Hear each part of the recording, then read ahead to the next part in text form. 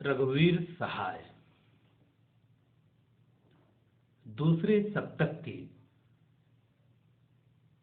कवि,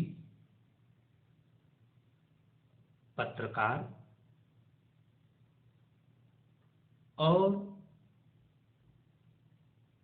दृष्टि संपन्न सामाजिक आंख से समय की खुली तस्वीर को देखने वाले एक दृष्टा कवि हैं। रघुवीर सहाय का कवि मन समाज की उन गलियों, चौराहों और सड़कों की सच्चाई को बयां करता है जो आए दिन आम आदमी के जीवन प्रसंगों में घटित होता रहता है। रघुवीर सहाय बिना किसी भारी भरकम भाषा के सहज और सरल शब्दों से बड़ी बात को कहने वाले कवि हैं। बहुत तीखी मार तंत्र पर, उस पूरी संरचना पर पड़ता है जो एक कवि होने के नाते जिस दुनिया को हम देखना चाहते हैं और वो दुनिया बन नहीं पा रही है, तो रघुवीर सहाय का बराबर ये मानना था कि जो दुनिया, जो संसार हम बनाना चाहते हैं, यदि बना नहीं पा रहे हैं तो कम से कम उस संसार में मरे तो। रघुवीर सहाय राजनीतिक, सामाजिक, आर्थिक संरचना की बड़े तीखे व्यंग करने वाले कवि हैं। छोटी छोटी कविताओं में संक्षिप्त विवरण में बड़ी बात कह जाना रघुवीर सहाय की कविता का सादगी और साफ गोई वाला वह पैमाना है जिससे वे अपने समय के सच को अभिव्यक्त करते हुए हमारे सामने आते हैं। उनकी कविताएं मूलतः हमारे आसपास की दुनिया से, हमारे उन गली मोहल्लों की सच्चाई को लेकर आती हैं जो रोज घटित होती हैं, और इन घटित होती घटनाओं में क्या भविष्य है और क्या कुछ नहीं बन रहा है, क्या कुछ बिगड़ रहा है, इस सब की बानगी रघुवीर सहाय की कविताओं को पढ़ते हुए बराबर महसूस किया जाता है। भाइयों, अगर हम अपनी दुनिया में जूझते जूझते जिंदा नहीं रह सकते तो कम से कम इतना करें कि जब मरना पड़े तो उसी में मरने की कोशिश करें। इसलिए उनकी कविता की भाषा उसी आम जन की पीड़ा को व्यक्त करने लायक है जिसकी चिंता वे करते हैं। रघुवीर सहाय की बड़ी चर्चित कविता रामदास छोटी कविता है आकार प्रकार में, परंतु अपने अर्थ प्रसार में आधुनिक जीवन की स्थितियों में कैसे एक आम आदमी रहता है और रामदास होने के क्या मायने हैं, रामदास कैसे रह पाता है और कहां से रामदास चला जाता है, क्या कुछ घटित होता है रामदास के साथ, इस कविता को पढ़ते हुए समझा जा सकता है। रामदास। चौड़ी सड़क, गली पतली थी, दिन का समय घनी बदली थी। रामदास उस दिन उदास था, अंत समय आ गया पास था। उसे बता यह दिया गया था, उसकी हत्या होगी। धीरे धीरे चला अकेले, सोचा साथ किसी को ले ले। फिर रह गया सड़क पर सब थे, सभी मौन थे, सभी निहत्थे, सभी जानते थे यह उस दिन उसकी हत्या होगी। खड़ा हुआ वह बीच सड़क पर, दोनों हाथ पेट पर रखकर, सधे कदम रख करके आए। लोग सिमटकर आंख गड़ाए, लगे देखने उसको जिसकी तय था हत्या होगी। निकल गली से तब हत्यारा आया, उसने नाम पुकारा। हाथ तौल कर चाकू मारा, छूटा लोहू का फव्वारा। कहा नहीं था उसने आखिर उसकी हत्या होगी। भीड़ ठेल कर लौट गया वह, मरा पड़ा है रामदास यह। देखो देखो बार बार कह, लोग निडर उस जगह खड़े रह। लगे बुलाने उन्हें जिन्हें संशय था हत्या होगी। रामदास और हत्या होगी। कविता बार बार हत्या होगी, हत्या होगी, हत्या होगी की आवृत्ति करती है। एक हत्यारे समय में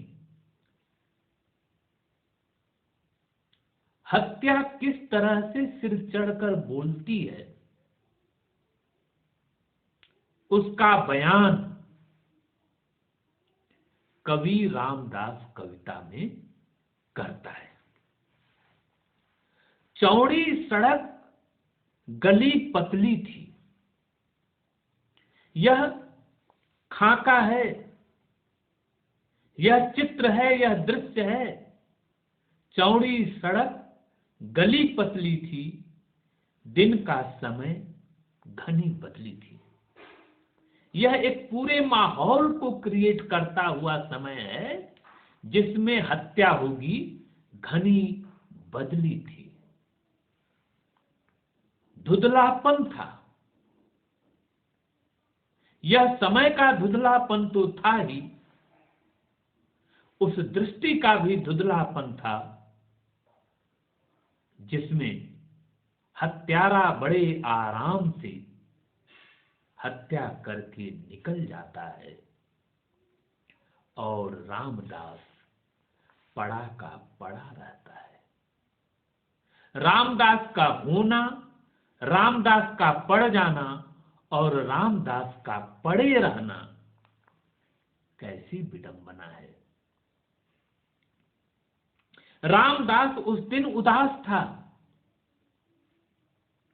अंत समय आ गया पास था। यह उस तरह की उदासी नहीं है कि बीमारी में बिस्तर पर लेटे लेटे अंत की परिकल्पना करता हुआ कोई आदमी उदास हो।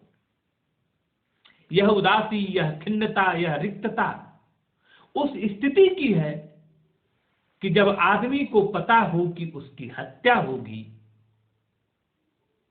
और वह बेबस हो, कुछ कर न सके, किसी से कह न सके। हत्यारे बड़े आराम से, मजे से घूमते हुए आए और हत्या करके चले जाएं। यह कैसी विडंबना है, इसकी ओर इशारा देश का कवि रघुवीर सहाय कर रहे हैं। अंत समय आ गया पास था, उसे बता यह दिया गया था उसकी हत्या होगी। इस पंक्ति में कितनी मारकता है। उसे मालूम है कि उसकी हत्या होगी, अनजान नहीं है। अनजान पथ पे वो नहीं जा रहा है कि कोई आया और उसकी हत्या करके चला गया। उसे पता है कि उसकी हत्या होगी। धीरे धीरे चला अकेले। जिसकी हत्या होगी वह धीरे धीरे जा रहा है, कुछ सोचता हुआ जा रहा है। सोचा साथ किसी को ले ले, यह भी सोचता है कि किसी को साथ ले ले। पर सच्चाई है, ऐसे कठिन समय में कौन साथ आता। सब छोड़ देते हैं, अकेला रामदास चला जा रहा है। उसे मालूम है कि उसकी हत्या होगी, पर चले जाने के अलावा रामदास के पास कोई विकल्प नहीं है। फिर रह गया सड़क पर सब थे, सब हैं, सबके बीच में हत्या होगी। सभी मौन थे, सभी निहत्थे थे, और इन सब के बीच में मानुष रामदास निहत्था है। निहत्थे लोगों की भीड़ है और उस भीड़ में हत्यारा आएगा। रामदास सीधे साधे आदमी को मारकर चला जाएगा। सभी जानते थे यह उस दिन उसकी हत्या होगी, पर हत्यारे से रामदास को बचाने की कोई व्यवस्था नहीं होगी। सबसे बड़ा मारक प्रश्न इस कविता का यही है कि रामदास को बचाने के लिए कोई व्यवस्था क्यों नहीं है। रामदास यानी आम आदमी। यह किसी भी चौराहे, किसी भी शहर और किसी भी समाज की घटना हो सकती है। रामदास कोई अकेला व्यक्ति नहीं है, यह पूरे देश के आम आदमी का प्रतीक है। खड़ा हुआ वह बीच सड़क पर, दोनों हाथ पेट पर रखकर, सधे कदम रख करके आए। लोग सिमटकर आंख कर, सब लोग देख रहे हैं, सबको मालूम है कि रामदास की हत्या होगी। लोग देखने उसको जिसकी तय था हत्या होगी, तय था। निकल गली से तब हत्यारा आ रहा, देखिए बड़े आराम से आया, उसने नाम पुकारा। कोई जाति दुश्मनी नहीं है जिसमें रामदास की हत्या होगी। हत्यारा आया, उसने नाम पुकारा, उसको मालूम नहीं है कौन है रामदास, XYZ कौन है रामदास, यह हत्यारे को मालूम नहीं है। वह बड़े आराम से नाम पुकारता है, खोजता है, और रामदास को देखकर, जानकर, समझकर हाथ तोड़कर चाकू मारा। छूटा लोहू का फव्वारा, और फिर लोहू का खून का फव्वारा छूटने लगता है। कहा नहीं था उसने आखिर उसकी हत्या होगी। हत्यारे ने नहीं कहा था कि रामदास की हत्या होगी, यह कहने वाला तो कोई और है। हत्यारा तो एक मशीनरी है, एक टूल की तरह है। वह आता है और अपना काम करके चला जाता है। भीड़ ठेल कर लौट गया वह, पूरी भीड़ है, मजमा लगा हुआ है, और वहां से निकल जाता है। कविता आंखों के सामने नाचती है। पूरा दृश्य विधान है कि भीड़ है और उस भीड़ में एक हत्यारा रामदास जैसे सीधे साधे आदमी को, जो निहत्था है और निहत्थी भीड़ के बीच घिरा हुआ है, उसको बीचों बीच में, सड़क के बीचों बीच में चौराहे पर चाकू मारकर चला जाता है। भीड़ ठेर कर लौट गया वह, मरा पड़ा है रामदास। यह रामदास की क्या स्थिति है?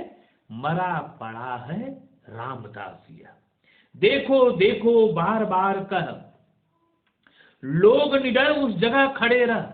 अब वे सारे लोग जो पहले डरे हुए थे, वे लोग निडर होकर अब यहां खड़े हैं और लगे बुलाने उन्हें जिन्हें संशय था हत्या होगी। जिन्हें भी थोड़ी शंका थी, आशंका थी, करे ऐसे भी हत्या होती है, उन्हें लोग निडर होकर बुलाने लगे। और यह कविता रामदास के मार्फत देश के आम आदमी की स्थिति और एक उस हिंसक समय को बयां करती है जिसमें हिंसक हत्यारा पूरी स्वतंत्रता के साथ घूम रहा है और रामदास जैसे बेबस निरीह आम आदमी भीड़ के बीचों बीच चौराहे पर, मुख्य सड़क पर हत्यारे की हिंसा का शिकार होता है और हत्यारा बड़े आराम से लौट जाता है। कविता में हत्यारे के साथ क्या होता है इसे दिखाया नहीं गया है, और सबको मालूम है कि हत्यारा बड़े आराम से रामदास और रामदास जैसे लोगों की हत्या करके चला जाता है। यह कविता पूरे तंत्र पर, पूरी व्यवस्था पर, पूरी मशीनरी पर, सिस्टम पर एक प्रहार की तरह है। और यह प्रहार एक कवि, एक पत्रकार और एक आलोचक कवि की आंख का है। रामदास कविता स्वातंत्र्योत्तर भारत की चर्चित और एक हिंसक वातावरण की गवाही देती हुई कविता है। इस कविता को पढ़ते हुए देश के सारे चौराहे आंखों के सामने घूमने लगते हैं और जगह जगह रामदास और रामदास जैसे सीधे साधे लोगों के साथ क्या हाल होता है और कैसे बड़े आराम से हत्यारे निकल जाते हैं, इसकी बयानगी इस कविता के माध्यम से मिलती है। यह कविता पूरे तंत्र पर एक बेबाक टिप्पणी है कि कैसे बड़े आराम से हत्यारे निकल जाते हैं, यह कहते हुए कि आज हत्या होगी, पूरी चुनौती के बाद हत्या हो जाती है और हत्यारे निकल जाते हैं। कहां है हमारा तंत्र? इन सारे प्रश्नों को उठाती हुई यह कविता आम आदमी की वास्तविक स्थिति को बयां करती है कि जो सीधा है, सरल है, जो रामदास है, वह कैसे बेबस है कि ऐसे कठिन समय में भी उसके साथ कोई चलने को तैयार नहीं है।